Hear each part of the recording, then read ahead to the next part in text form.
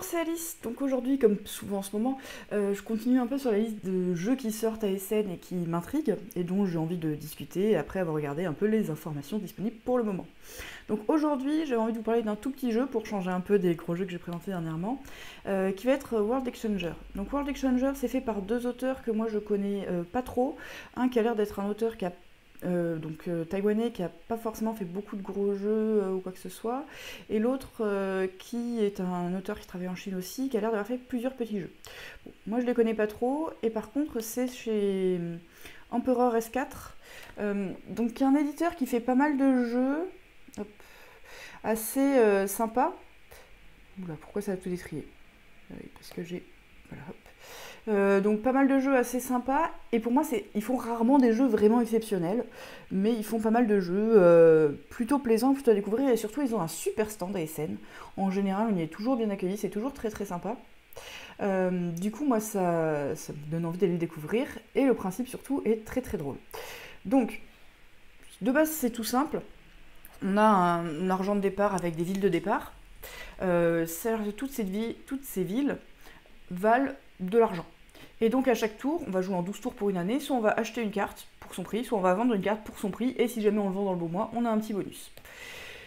On a tous un petit pouvoir qui va nous donner un truc, et le machin assez rigolo là-dedans, c'est que le but c'est pas d'être le plus riche, mais ça va être de dessiner notre flot d'argent, qui va diminuer et réaugmenter comme ça, où on peut jamais descendre en tout zéro ou monter au-dessus de 1000, et on va faire des points en fonction des symboles qu'on croise en fait. Enfin, les symboles qu'on croise vont être des multiplicateurs sur plein de trucs. Donc le but c'est de réussir à faire des grands échanges en passant dans les bonnes zones pour aller un peu comboter ces systèmes de différents bonus. Donc je trouve ça assez fun, assez troll, ce côté on dessine quelque chose et ça nous donne des bonus. Donc vraiment, les règles du jeu sont toutes simples. Juste si vous revendez quelque chose qui veut être vendu dans un mois précis au bon mois, vous gagnez donc plus d'argent, et vous avez un cercle tour qui fait que vous touchez 4 cases à la place de 2.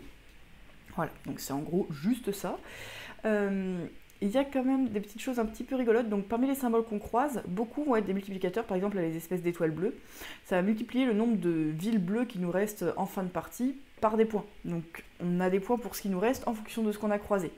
Un autre truc qui a l'air assez rigolo, c'est qu'il y a des petits objectifs, donc soit au milieu de la partie, soit en fin de partie, d'avoir obtenu certaines piliers. Donc par exemple en fin de partie, d'avoir atteint et tout le bas et tout le haut de notre charte, ça va nous donner jusqu'à 600 thunes, donc 300 pour le bas, 300 pour le haut.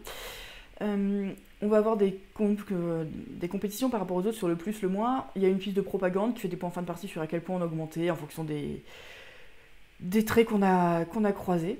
Donc c'est à peu près tout.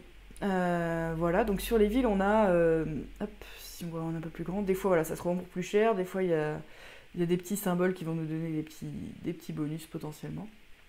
Mais c'est très... Donc, là, voilà, le symbole là, ça va nous dire on perd un de propagande. Très très simple, assez attrayant sur un principe... En fait, ça donne envie d'essayer au moins une fois. Je suis pas sûre qu'on en fasse 500 parties, mais moi je pense que je passe les voir à SN, parce que ça me fait bien envie. Et le scoring a quand même l'air malin, ça va pas l'air purement idiot. Donc à voir.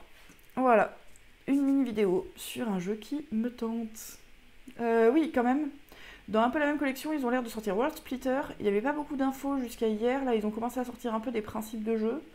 Donc je vais regarder ça un petit peu prochainement. En tout cas, je passerai les voir à SN.